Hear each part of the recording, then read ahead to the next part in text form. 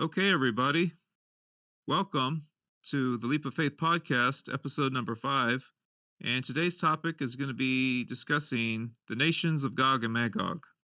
And I know lately there's been a lot of talk and discussion about this subject, about who Gog and Magog could be, and this is from a biblical perspective, from a biblical prophecy point of view.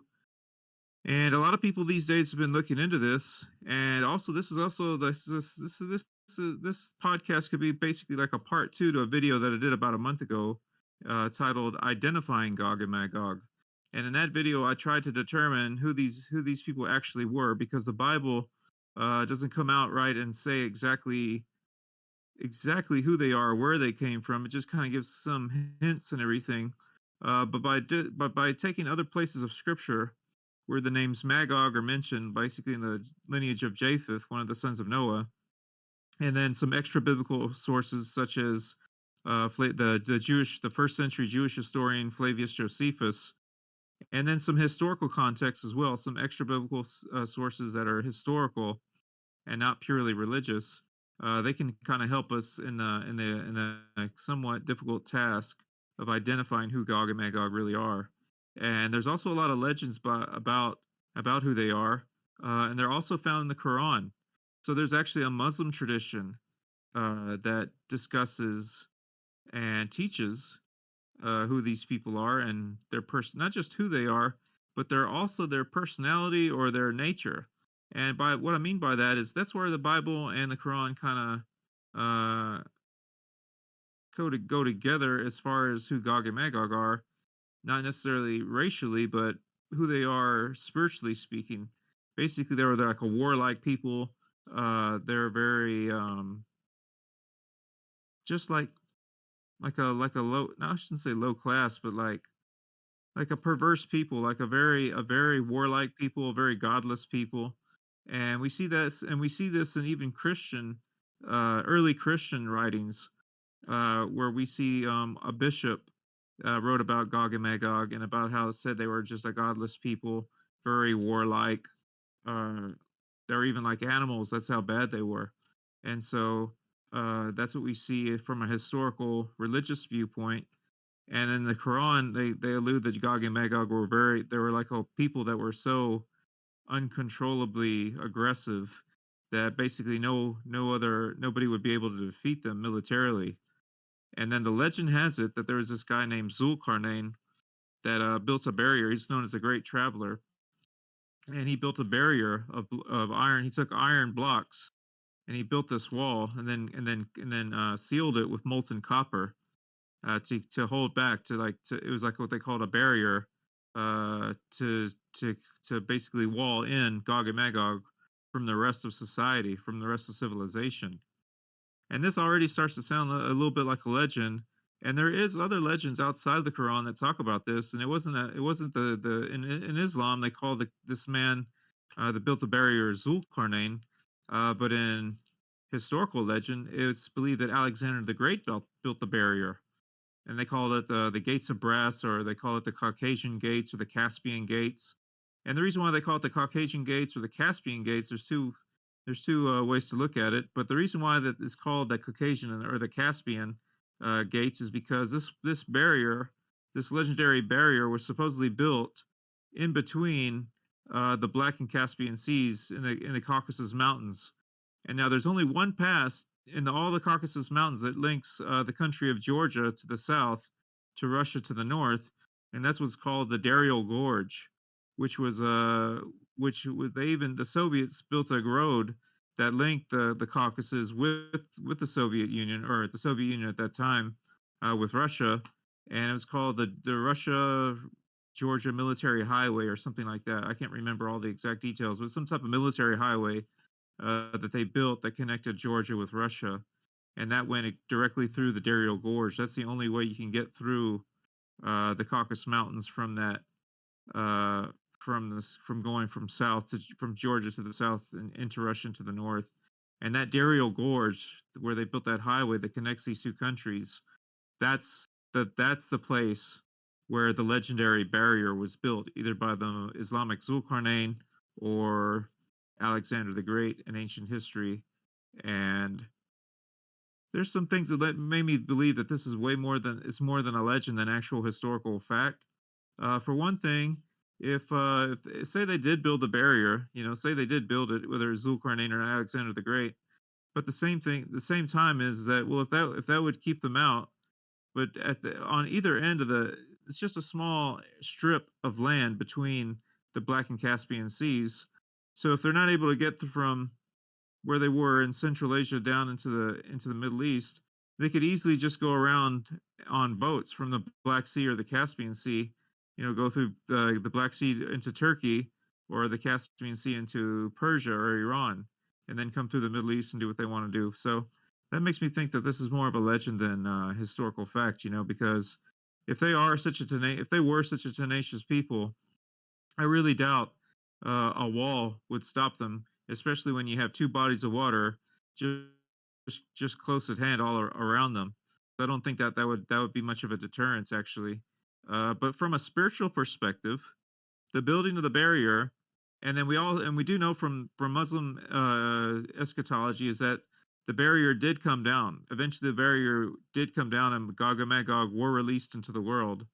And this release of Gog and Magog wasn't necessarily a material thing or a military endeavor, but rather a spiritual or a moral decadence that spread throughout the world. And what we have today, according to Muslim thought, and to some degree to some Christian interpretations, is that this release of Gog and Magog would be basically just this new world order, this brave new world of godless decadence, like a secular humanism where there's like a lot of atheism, just do whatever you want to do. The LGBT thing can come across can be a part of it. So basically it's just Gog and Magog, maybe, and also in Christian thought, also when you look at the Book of Revelation, where it talks about the armies of Gog and Magog, whose numbers were at the sand of the sea, that came against God and His saints to make war with them. We could see that the Christian thought there, as far as the Orthodox Church is concerned, is that this doesn't necessarily mean Gog and Magog, two nations, two physical or ethnic nations, but rather a spirituality or like a worldview that's shared by so many people of all different races, that even though somebody may not be physically descended from the tribes of Gog and Magog, yet in their thinking or in their morality, their corrupted morality, they behave and think just like those degenerate people that were known as Gog and Magog, and it is believed at one time there were two literal nations, Gog and Magog, that were godless and warlike and yada yada yada. So that's kind of like, so basically there's some historical fact that was used uh to base some legends upon, and then even some spiritual connotations that still hold truth. For example, if you see, like in the book of Ezekiel, he talks about the nations of Gog that come against Israel, and they say that the fighting will be so intense and so many will die that after the war, it'll take them 7 months to bury the dead, and they'll bury them in the valley of Hamon Gog, and that they believe that's on the other side of the Jordan, that they'll bury them, and it'll take 7 months to bury the dead. And that's in Ezekiel chapters 38 and 39. So that's a prophecy of a Gog and Magog battle. And then if you look in the book of Revelation, I think it's chapter 20, where it talks about Gog and Magog coming against the saints of Gog, whose numbers were the sand of the sea. But this would seem like more like a Armageddon type conflict, and the war in Ezekiel chapter 38 and 39 would seem to be not the actual end time event, but it would be like kind of like a World War III scenario, but it wouldn't be the final war in human history. And that's another thing that you have to realize, is that even though with World War III, you think that would be the end, but as a lot of us have realized, that World War III will be a devastating war, but that's not the end of history. And then after World War III, I don't know how long, the final war after World War III will be Armageddon, where Christ himself comes down, and it's the second coming and the judgment and all this kind of stuff. So as devastating as World War III will be, it won't be the end, but it'll be but as far as the aftermath of World War III, that's a whole nother topic right there. That's a whole nother podcast to talk about all that happens after World War III. And there's been a lot of speculation as far as the Orthodox Church is concerned. They think that there'll be a renaissance that will come from this war, and it'll be so devastating. And basically, the good news about World War III is that all the evil in the world will be purged. So basically, all these people that have been getting away with murder for all these years and caused so much pain and suffering for so many nations throughout the world, basically they're going to get their comeuppance, and it's going to be they'll have to they're going to reap the fruits of their labors, and it won't be good. It's going to their chickens are going to come home to roost, and they won't be able to get out of it. And the good news is the innocent people that have been suffering are going to live in a state of like this renaissance that'll last for several decades before the Antichrist comes to town. So when the Antichrist does come, and people do take the mark of the beast, even after all this renaissance, this beautiful, this prosperous world, in the aftermath of World War III, so whoever takes the mark on the day of judgment, they're not going to have any leg to stand on and say, "Hey, look, we survived World War III. You were given the chance to see the truth, and you still took the mark anyway." So, but that's I'm just giving you a sum of Orthodox Christian eschatology, and again, then there's Muslim eschatology that differs a little bit, and then there's also what we see and going back to the Bible, and then in the Revelation where it talks about the Gog and Magog battle, and it looks very different from the one that we see in Ezekiel.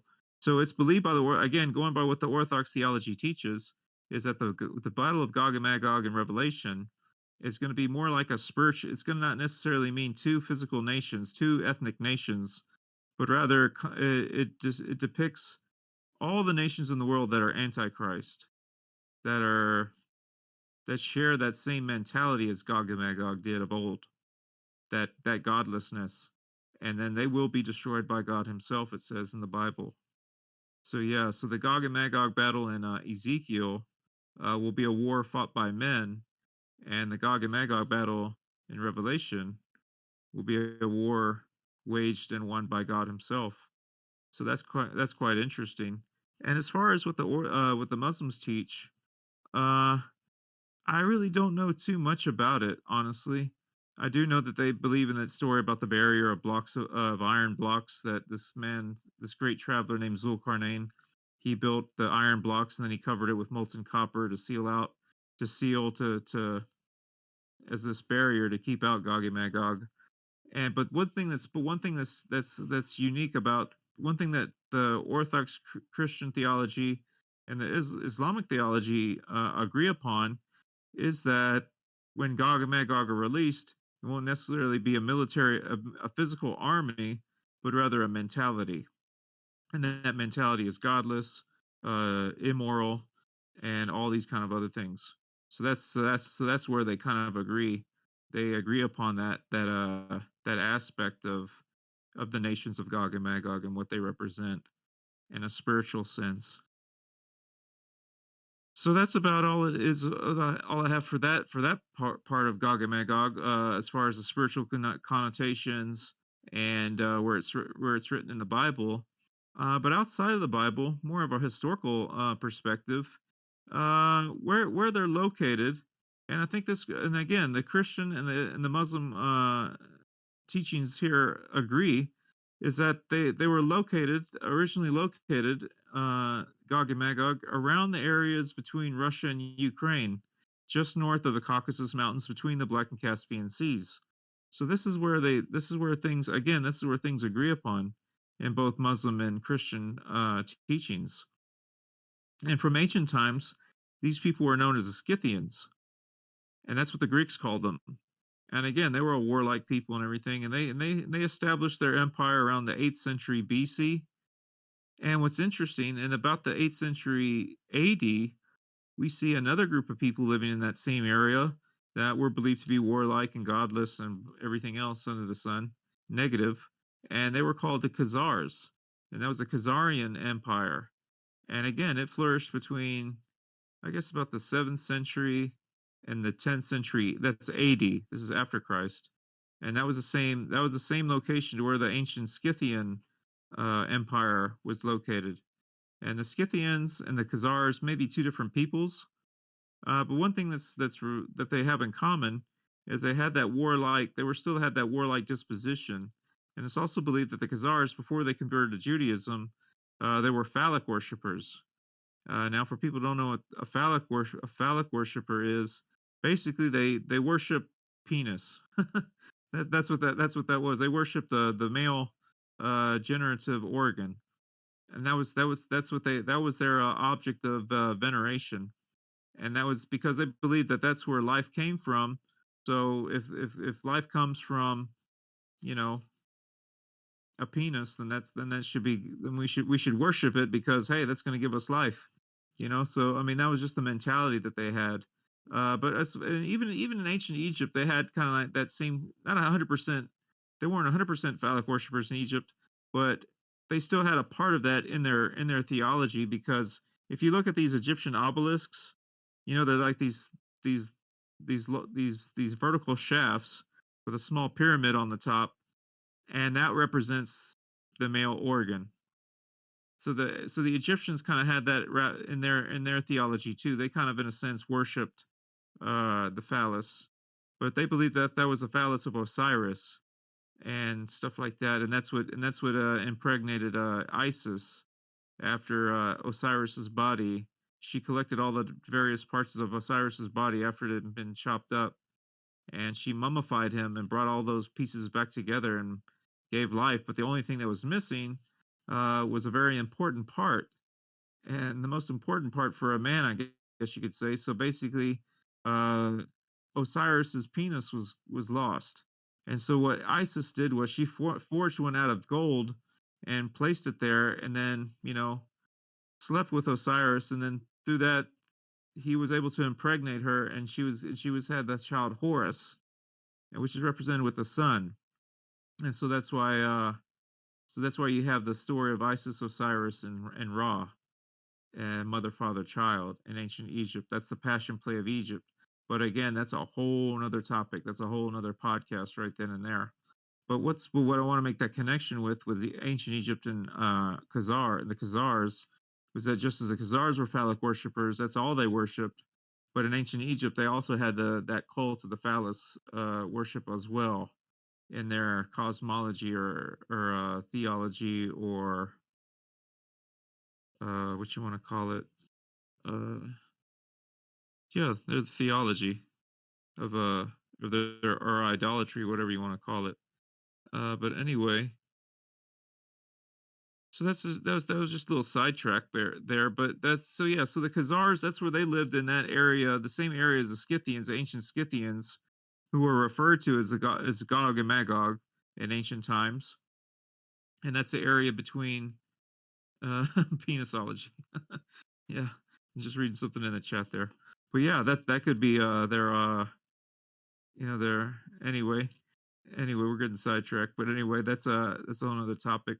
But yeah, so the Khazars were this phallic worshiping people, and the Scythians, they were warlike. But they had been defeated by that time that the Khazars came to prominence, and it's believed that that's when that's believed that that's who the Khazars were, that they lived in that same area of where Gog, and so I'm getting sidetracked here, but the thing is, with the Khazars being phallic worshippers, being this godless people, even though they may not have been the original Gog and Magog, they were looked upon as that same kind of, had that same type of mentality as the ancient Scythians, or the ancient people that were, godless from ancient times. So anyway, so what happened with the Khazars was, this is kind of interesting because, okay, they were phallic worshippers, godless, warlike, even some of the saints of the church would say that they were like what you might call it, like a very just a very like just this like a brutal people that had no compassion, uh, whatever you want to say it. They weren't very spiritual, in other words. So this would kind of tie in to that mentality that's looked upon as of what the mentality of Gog and Magog. So even if the Khazars weren't physical descendants of of the ancient tribes known as Gog and Magog, they shared in their mentality and even their geography. You know, so that's kind of interesting how they took over the spiritual aspect of Gog and Magog and even the territorial kingdom or territories that they had at one time. And what happened was about with the thing with the Khazars. I want to finish this thought here. Is that about the 7th century, right after the rise of Islam, in that area you already had three established religions. You had the Orthodox Church, or at that time it was just the Church, because the schism between the East and West hadn't occurred yet. So you had the Christian Church, you had the Jewish synagogue, and then you had the Muslim element that was just burst upon the scene. I wouldn't say just upon the scene, but it had been a few decades at least. Anyway, it was a young religion, and it was growing rapidly. And the Kagan, who was the king of the Khazars, he was given the proposition to say he saw it would be more politically and economically lucrative for him to choose between one of these three main religions and then ditch their own phallic worshiping religion. And he looked at Christianity and Islam, and then he looked at Judaism, and he saw that that Judaism was a common denominator between Christianity and Islam. So basically, without Judaism, Judaism was like the Old Testament was the foundation for the church, and he saw that the Quran used stories from the Old and New Testament as well. So when the Kagan, or the king of the Khazars, saw that both Islam and Christianity took from Judaism, then he decided to we'll just become Jews, because that's where that Judaism came first, basically, or the Old Testament and the prophets and everything that the Christian church and the Muslim Quran was based off of came from that. So they just adopted Judaism, and so the Khazars became Jews, not by race but by religion. And then about the 10th century AD, they were overthrown by a Russian and Persian alliance. And then what happened was a lot of them migrated into Eastern Europe. And it's interesting because I think it was a monk from Iraq named Solomon that he wrote a book called The Book of the Bee. And in it, he added to the legend, or he found in his own records and own research, that there weren't just the nations of Gog and Magog sealed by that legendary barrier, but there were other nations along with them, and one of them was Ashkenaz. And Ashkenaz was a descendant of Japheth, which was also where Gog and Magog came from, because in the book of in the Genesis chapter 10, the Table of Nations, we see that Magog was a son of Japheth, and so Japheth being the father of, roughly speaking, of the white races, give or take. And then Ashkenaz being included among them. So what happens was, if Ashkenaz was included within the Khazars that were defeated in the 10th century and then moved into Eastern Europe, then then a lot of people think that's why that they took the name Ashkenazi Jew, that they were, a part of that element that was in that part of the world at that time. But I don't know if this could be legend. Some things in history we don't know exactly.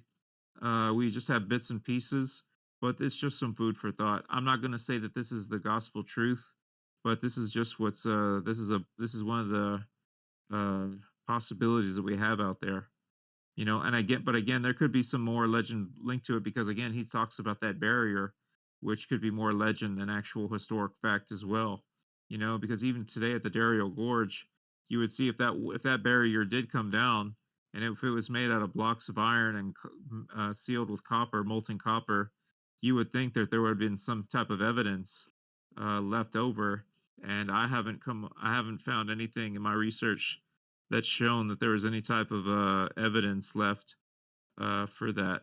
So I'll just have to say I don't know. It's a possibility, but I'm not too sure. So anyway, that's about. So we talked about the wars of Ezekiel and the wars in Revelation, and how they both reference Gog and Magog, but it looks like it's two different, separate wars. And then we looked at the, the where the ancient Scythians were located, that's which Josephus calls the Magogites, which identifies them as Magog, but the Greeks called them the Scythians, and they lived in that area, the same area where Gog and Magog are traditionally believed to have settled. And again, that's the area between Russia and Ukraine, just north of the Caucasus Mountains, between the Black and Caspian Seas.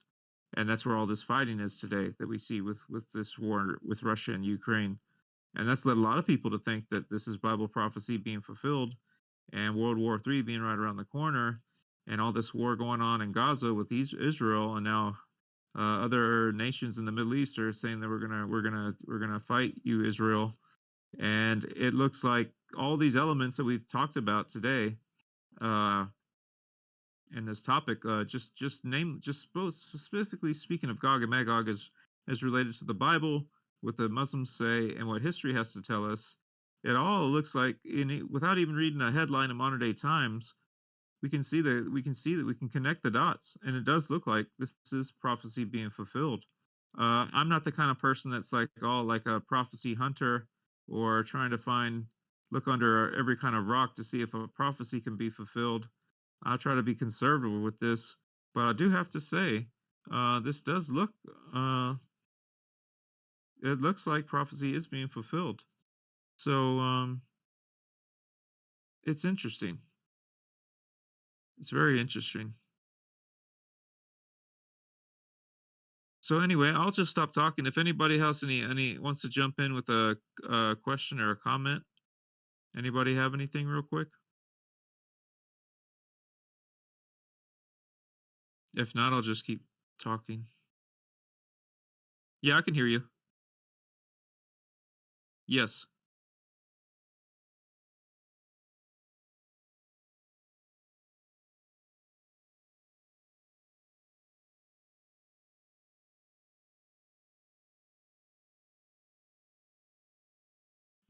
That's interesting that you say that. I've never heard the Bushes call themselves Gog or Magog. I haven't. Oh, that's right. Oh, that's right. Yeah, now I remember. I do. Yeah, yeah. That's a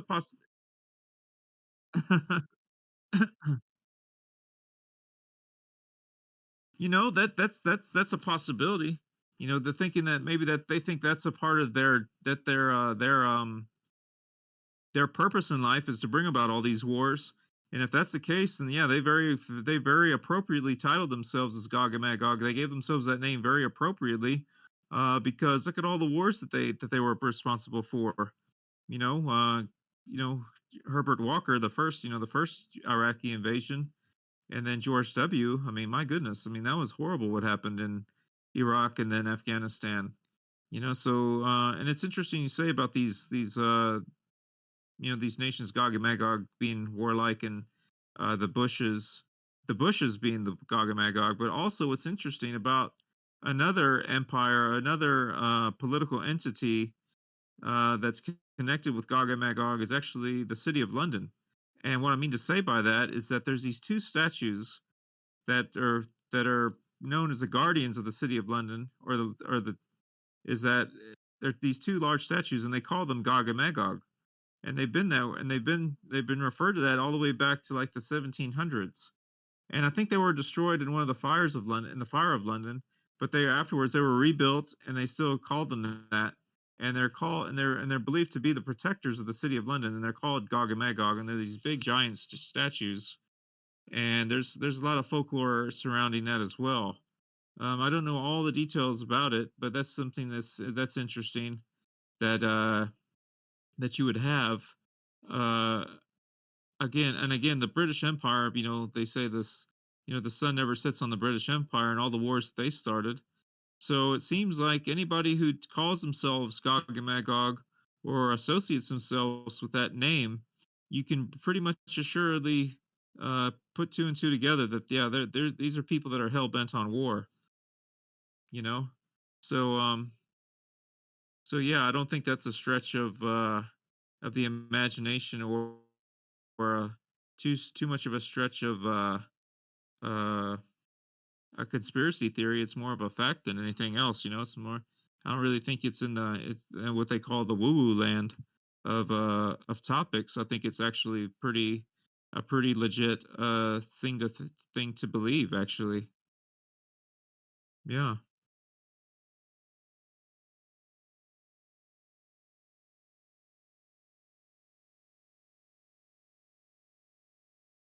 yeah. I saw that in the chat. Just yeah, yeah, I saw that in the chat. I'll look at that later. But yeah, so that's about all of what I covered today is what I didn't cover in the video, or I covered some things in the video, the previous video. Uh, but we went into more detail than I did in the last time, and talking more about the Islamic tradition. And it's interesting that, and I think in the Bible, uh, Gog and Magog are listed in the Old Testament, and then in a couple places, like in Genesis chapter 10, you have Magog being a direct descendant of Japheth, which is one of the sons of Noah, which is believed to be the white races. And then you see them again in Ezekiel chapter 38, where there's this big war. And then you don't hear them anymore again in the Old Testament, and only one other place in the New Testament, and that's in the book of Revelation. And they're associated with war, but it's not. But it's in a sense, it's more the war linked to Armageddon, the final war in history, and not the war in Ezekiel, which would look like a World War III type of war. And that's another interesting thing too, is because a lot of people think that World War III will be the end of all the wars. That'll be the end of the world. But as a lot of believers in both Islam and Christianity, and maybe to a sense Judaism, I'm not too sure. Don't hold me on that. But World War III will not be the end. It won't be the end. It'll be a war basically to purge the world. Like a lot of the evil things that are going on in this world will be destroyed in World War III. So actually, the people that survive World War III, that'll actually be the hope of humanity in a way. I mean, as devastating as it will be, uh, there will be a rebuilding process. Again, this is all prophecy. Again, so I can't really say we don't know 100% if this is actual fact because this isn't really a prophecy that's laid out 100% in the Bible, but this is more like extra biblical prophecy that we have in the Orthodox Church, what they teach. And even within the Orthodox Church, some people aren't sure if these are actual legit prophecies or if it's just a fairy tale or if it's just things that have crept in. We really don't know, but this is what we have, you know. Uh, but I really think it's safe to say that, and it's not being a nutcase conspiracy theorist or even a Bible thumping evangelical, but I think it's safe to say anybody who's paying attention that uses their common sense that can say, yeah, we are on the brink of a third world war. There's no doubt about it. You know, I mean, I think and even statistically, if you just look at the numbers, I found out a few months back that there's more armed conflicts going on all throughout the world than there has been since the end of World War II. So what does that tell you? So if there's as many, there's almost as equal to or more armed conflicts going on all in different various countries throughout the world than we've had since the end of World War II, since before the fighting ended in World War II, then that should tell us that even if we aren't, even if World War III hasn't officially been declared, we are definitely in a third world war.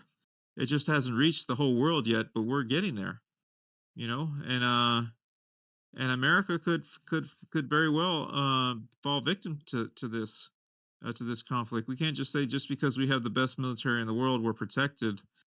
There's no guarantee that these missiles won't get through our own Iron Dome or whatever, our own defense grid or whatever you want to call it above America. It could happen. It could very well happen. You know, I'm not trying to be a gloom and doomer or scare people, but this is just the reality. It could happen. And like I said, chickens coming home to roost. Uh, I mean,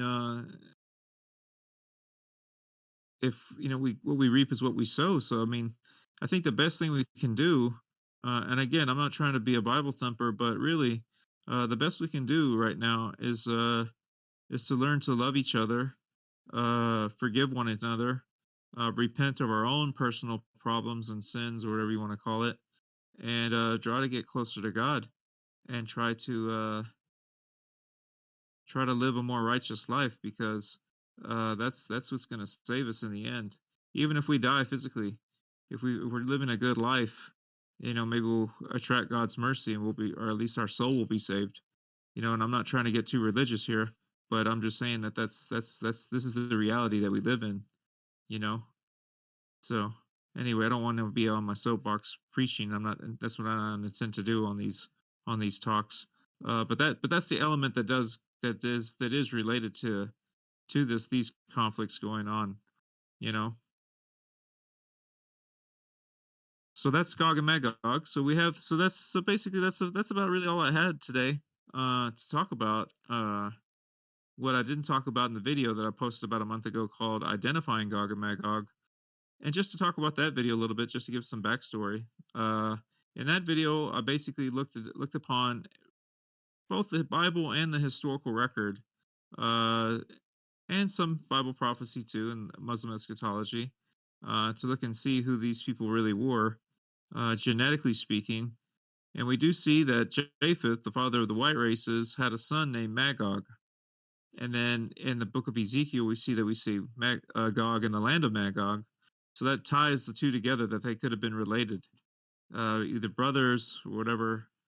So Gog and Magog are two nations that are from Japheth, and then that's the literal Magog, Gog and Magog. And then we see in the New Testament the Gog and Magog mentioned there is a broad term covering all types of nations who shared in that warlike and godless disposition, that mentality. So when Muslims say Gog and Magog have been released, it's not necessarily two races of people, but rather a mentality, a worldview, a philosophy, if you will. And that philosophy, worldview, and disposition is totally worldly, godless, whatever you name it. And that's what a lot of religious people see with the world today. That it's collectively gone down the tubes, as they say, spiritually speaking. But I wouldn't say that 100%. I think there's a lot of people that are striving for something more higher than themselves, or higher than what pop culture can give them. I think a lot of people are thirsty for the truth and thirsty for spirituality, genuine spirituality. So because that thirst is there, I think that's what's going to save the humanity from total destruction. Is that God won't allow all of the creation to be destroyed. Uh, the righteous, will survive. Just kind of like when Lot was in when the two angels were sent to destroy Sodom, and Abraham pleads with God. He goes, Lord, if there's 50 people, will you destroy it? And the Lord says, I won't destroy it if I find 50 people. And then he goes all the way down to 10. And then finally Abraham asked, well, will you destroy it if there's 10? And God says, if there's only 10 people and righteous people, I won't destroy it. But unfortunately, as we know, there weren't even 10 righteous people in all those cities. And then God did destroy it. And the only people that were saved were Lot and his family. But even his wife looked back and was turned into a pillar of salt. So she didn't even survive herself. So it was just Lot and his two daughters that survived the destruction of Sodom and Gomorrah. So yeah, so I think the best defense that we can have right now is developing a spirituality, taking some stocks, taking some looking within, taking some reflection, look at ourselves, trying to face our problems, uh, face the harsh realities, uh, and then try to overcome that, and try to work on ourselves to be better people, and to be a better friend to our neighbor, uh, better people to our family. All these kind of things, these small little changes can work miracles, you know, and that will change the world. It really will. For example, like we'll say this about Bible prophecy. It is said that the prophecy can't change. Once the prophecy is given, it will come to pass. But what can change is when that prophecy will be fulfilled. For example, uh, if a certain generation of people turn from their wickedness and they seek God and they repent, and God in His mercy will extend that prophecy from happening. It won't befall upon that generation, but it'll give basically there'll be like a grace period. There'll be a window of grace that'll allow those people that repented not to suffer those consequences of the prophecy in their lifetime because they turn from their wickedness. So, but the prophecy eventually will happen, but it'll be postponed or delayed to some time further down in the future. That's that, and so basically, so really, the power is in our hands in a lot of ways that we can through our repentance, through our struggles, through our sincere change about making a 180 in our life. That will move God into compassion, and and God will come down, or He will give us a grace period. That I do believe. I really do believe that. And say what you will about Donald Trump, uh, back in 2016 when he got elected and Hillary didn't, I think that was definitely a grace period. Because if Hillary would have gotten the presidency, we may have already been in World War III. You know, so I think that was, and it was kind of funny because that was a miracle in my opinion. But then look how everybody treated it, or not everybody, but so many people looked at it like it was the worst thing ever. But really, it was a blessing in disguise in a lot of ways. But people didn't see it that way, or a lot of people didn't, or half the people, whatever you want to call it. So it's kind of interesting. So anyway, yeah. So I tell you what, I don't know how long we've gone, uh, but if that's really all I had to say. If anybody had any other questions or input, real quick, and then if not, I can just go ahead and close the discussion. Anybody have anything?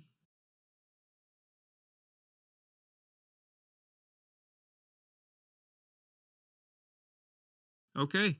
Well, thanks everybody for showing up, and we'll see you next time.